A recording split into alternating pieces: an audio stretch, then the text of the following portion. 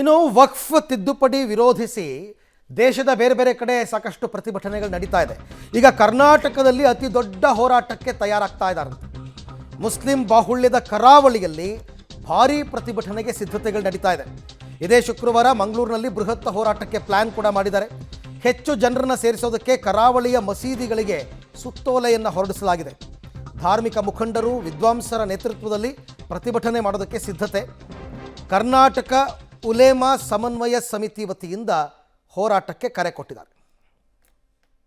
ವಕ್ಫ್ ತಿದ್ದುಪಡಿಯ ವಿರೋಧಿ ಹೋರಾಟವು ಮಂಗಳೂರಿನಲ್ಲಿ ಭಾಳಷ್ಟು ದೊಡ್ಡ ಮಟ್ಟದಲ್ಲಿ ನಡೆಸಲಿಕ್ಕೆ ಈಗಾಗಲೇ ಜಿಲ್ಲಾ ಸಮಿತಿಯವರು ತಯಾರಿಯನ್ನು ಮಾಡಿರುವಂಥದ್ದು. ಮುಂದಿನ ಏಪ್ರಿಲ್ 18ನೇ ತಾರೀಕಿನಂದು ಮಂಗಳೂರಿನ ಶಾ ಗಾರ್ಡನ್ನಲ್ಲಿ ಇದೊಂದು ಬೃಹತ್ ಪ್ರತಿಭಟನಾ ಸಭೆ ನಡೆಯಲಿರುವಂಥದ್ದು ನಾವು ಗಮನಿಸ್ಬೋದು. ಅದಕ್ಕೆ ಬೇಕಾದಂಥ ಸಿದ್ಧತೆಗಳು ಈ ಒಂದು ಮೈದಾನದಲ್ಲಿ ನಡೀತಾ ಇರುವಂಥದ್ದು. ಈ ಒಂದು ಕಾರ್ಯಕ್ರಮಕ್ಕೆ ಪ್ರತಿಭಟನೆಗೆ ಎಲ್ಲ ಊರುಗಳಿಂದಲೂ ಗರಿಷ್ಠ ಮಟ್ಟದಲ್ಲಿ ಜನರು ಸೇರುವಂತೆ ಈಗಾಗಲೇ ಮಸೀದಿಗಳಿಗೆ ಸುತ್ತೋಲೆಯನ್ನು ಕೊಡಲಾಗಿದೆ. ಹಾಗಾಗಿ ಲಕ್ಷಾಂತರ ಸಂಖ್ಯೆಯಲ್ಲಿ ಜನರು ಸೇರುವ ಒಂದು ನಿರೀಕ್ಷೆಯನ್ನು ಈ ಒಂದು ಸಂಘಟಕರು ಇಟ್ಕೊಂಡಿರುವಂಥದ್ದು. ಧಾರ್ಮಿಕ ಮುಖಂಡರು ಮತ್ತು ವಿದ್ವಾಂಸರ ನೇತೃತ್ವದಲ್ಲಿ ಈ ಒಂದು ಬೃಹತ್ ಪ್ರತಿಭಟನೆ ನಡೆಯಲಿರುವಂಥದ್ದು. ಮಂಗಳೂರಿನ ಅಡ್ಯಾರ್ನ ಶಾ ಗಾರ್ಡನ್ನಲ್ಲಿ ಇದಕ್ಕೆ ಬೇಕಾದಂಥ ತಯಾರಿಗಳನ್ನು ನಡೆಸಲಾಗಿರುವಂಥದ್ದು.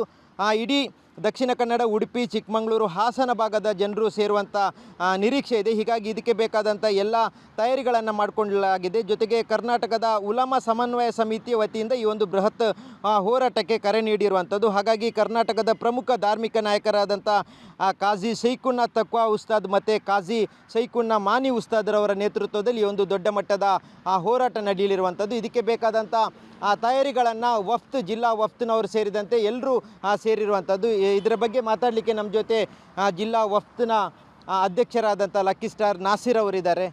ಈ ಒಂದು ಕಾರ್ಯಕ್ರಮವನ್ನು ಯಾವ ರೀತಿ ಆಯೋಜನೆ ಮಾಡ್ತಾ ಇದ್ದೀರಿ? ಎಷ್ಟು ಸಂಖ್ಯೆಯಲ್ಲಿ ಜನರು ಸೇರುವಂಥ ನಿರೀಕ್ಷೆ ಇದೆ? ಇದು 2 ಖಾಜಿ ಅವರ ನೇತೃತ್ವದಲ್ಲಿ ನಡೆಯುವಂಥ ಕಾರ್ಯಕ್ರಮ.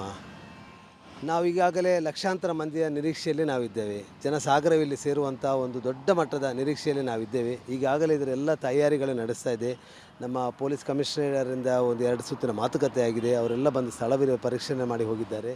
ಮತ್ತು ನಾನಾ ಭಾಗದ ಜನ, ಅದು ಉಪ್ಪಿನಂಗಡಿ, ಈ ದಕ್ಷಿಣ ಕನ್ನಡ ಜಿಲ್ಲೆ ಭಾಗ ಅಲ್ಲದೆ ಹಾಸನ, ಮೈಸೂರು, ಚಿಕ್ಕಮಗಳೂರು, ಈ ಕಡೆ ಎಲ್ಲ ಕಡೆಯಿಂದ ಜನರು ಬರುವಂಥ ನಿರೀಕ್ಷೆಯಲ್ಲಿ ನಾವಿದ್ದೇವೆ. ಓಕೆ, ಪ್ರತಿಭಟನೆ ಯಾರು ಬೇಕಾದ್ರೂ ಮಾಡ್ಬೋದು ದೇಶದಲ್ಲಿ ಅವರಿಗೆ ಅನಿಸಿದ್ದು. ಯಾಕೆಂದರೆ ಪ್ರಜಾಪ್ರಭುತ್ವದಲ್ಲಿ ಅದಕ್ಕೆಲ್ಲ ಅವಕಾಶ ಇದೆ. ಇವರೆಲ್ಲ ಸೇರಿ ಈಗ ದೊಡ್ಡ ಮಟ್ಟದ ಹೋರಾಟಕ್ಕೆ ನಿರ್ಧಾರವನ್ನು ಮಾಡಿದ್ದಾರೆ.